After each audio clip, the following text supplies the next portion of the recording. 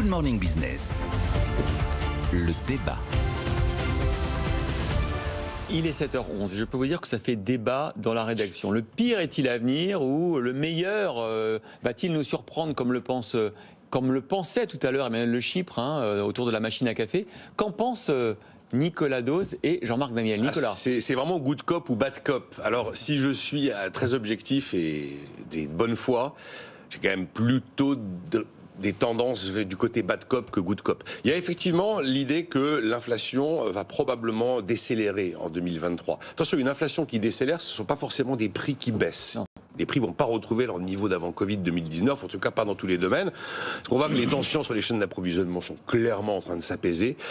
On voit que les prix du fret maritime, encore très élevés par rapport à leur niveau, leur rythme de croisière, se sont également sacrément calmés. Et puis l'explosion des prix de l'énergie, qui nous est présentée comme inexorable, elle n'est pas forcément inexorable. On voit bien d'ailleurs que sur le baril de pétrole, on n'a pas atteint les sommets que certains pouvaient anticiper. Mais on a un peu l'impression, quand on regarde après du côté, ça ce sont des éléments qu'on ne maîtrise pas. Quand on regarde du côté des agents, vous voyez les intentions d'embauche et les intentions d'investissement qui se fragilisent un peu. Vous avez Éric Trappier pour l'UMM aujourd'hui dans les colonnes du Figaro qui dit la récession 2023, c'est maintenant.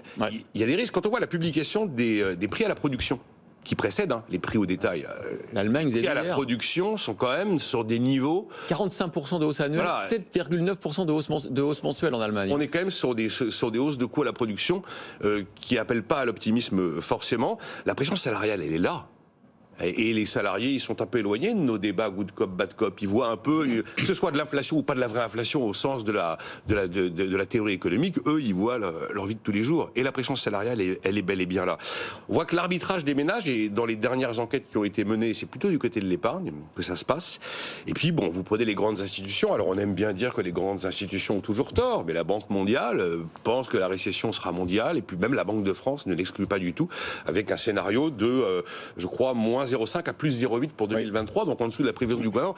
Objectivement, si je regarde tout ça, être good cop comme ça, de manière un petit peu béate, c'est pas évident. Alors il y a les deux grands si qui changent tout. Ah oui, si zéro Covid s'arrête, zéro Covid s'arrête. Si la guerre en Ukraine s'arrête, oui, là évidemment le meilleur est devant nous. Et à ce moment-là, le pire vole en éclats. Puis il y a le petit si du jour ou le grand si du jour, 75 points de base ou 100 points de base. Ouais. C'est quand même un signal fort. La fête ce soir. Donc voilà, moi si je prends tous ces éléments-là dans mon shaker, voilà ce que j'en dis. Jean-Marc Daniel, il fait une petite dépression, ou Nicolas Dose, où il y a quand même des signes d'optimisme? Alors écoutez, je peux avoir trois attitudes face à cette question. La première, lorsque je suis rentré à l'INSEE, Edmond Malinvaut, qui était le directeur général, a réuni les jeunes administrateurs, c'était en pleine deuxième choc pétrolier, et il avait dit, face à ce genre de questions, n'oubliez jamais ce vers de Boileau, j'imite de Conrart le silence prudent. Donc je pourrais imiter de Conrart le silence prudent, vous rappeler que je ne suis pas Madame Irma et dire renvoyer le débat entre Emmanuel Le Chypre et Nicolas Dose. Néanmoins, plus bas, c'est-à-dire. Néanmoins, je vais quand même me mouiller. Alors, moi je me mouille un peu quand je dis ça parce que je vais me mouiller. On me l'opposera. Le deuxième chose que je peux dire, c'est que quand on regarde tous les indicateurs, tout le monde est d'accord pour dire qu'effectivement il y a eu un retournement de la conjoncture. Quand vous prenez au printemps avec la guerre en Ukraine, quand vous prenez l'indicateur composite avancé que prend l'OCDE, il était au-delà de 100 en début d'année, donc ça veut dire qu'on était plutôt dans une phase ascendante de la croissance et on pouvait anticiper une accélération de la croissance d'ici la fin de l'année. Et puis depuis le mois d'avril, il est passé en dessous de 100 de façon assez significative et donc effectivement, il indique qu'on va plutôt vers un ralentissement, voire carrément une récession. Et donc, ce serait plutôt côté Nicolas Dose. En revanche, troisième élément, je pense que si j'avais à faire une note de conjoncture maintenant, après l'accord de la direction de l'INSEE et tout ça, si j'étais à l'INSEE en ce moment, je serais carrément côté Emmanuel Le Chypre, mais avec un vrai enthousiasme. Mais c'est quoi les points d'enthousiasme? C'est de dire, écoutez, il y a un choc qui est un choc réel qui est lié à la guerre en Ukraine, et donc il y a les si de Nicolas. C'est-à-dire si ça continue, effectivement, grosso modo, c'est pas moins 0,5 comme nous dit la Banque de France, ce sera moins 2, moins 3, moins 4% de contraction de l'activité économique. C'est possible ça?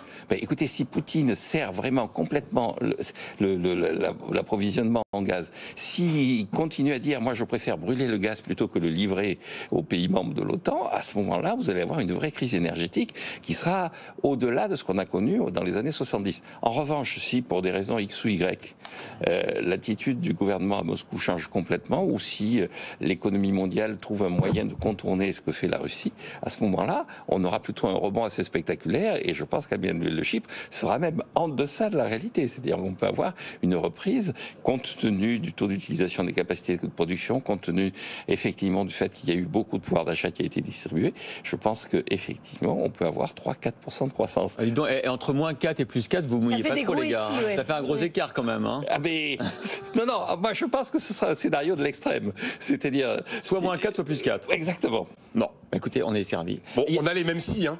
Oui, Vous avez remarqué. mais qui sont énormes. Hein. Ce sont des gros Et si. qui changent tout. Ouais, et qui changent tout. Si. Allez.